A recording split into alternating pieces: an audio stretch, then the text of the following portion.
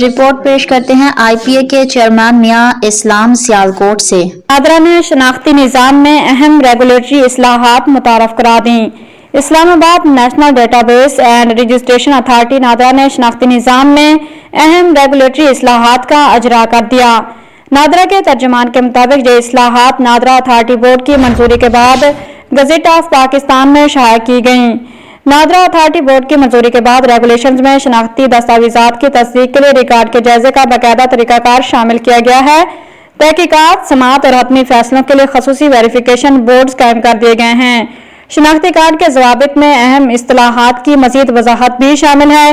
اسی طرح متروک یا وصول نہ کیے گئے شناختی کارڈز کی تلفی کا طریقہ کار بھی واضح کر دیا گیا ہے۔ ایک سے زیادہ شناختی کارڈ سے متعلق معاملات نمٹانے کا نیا اور شفاف طریقہ متعارف کرایا گیا ہے۔ یتیم خاتونوں اور تحفظ اطفال کے اداروں کی رجسٹریشن کے لیے قواعد بھی ریگولیشنز کا حصہ ہیں۔ پاکستان اوریجن کارڈ کے لیے اہلیت کا معیار واضح کر دیا گیا ہے، جبکہ سلسلہ نسب کی تصدیق کے لیے مطلوبہ دستاویزات اور کارڈ ہولڈر کے حقوق بھی شامل کیے گئے ہیں۔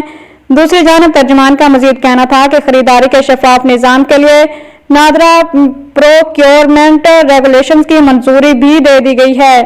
یہ منظوری ادارے کو جدید بنانے کی جانب ایک اہم قدم ہے۔ نئے ریگولیشنز کا مکمل متن نادرا کی ویب سائٹ پر موجود ہے۔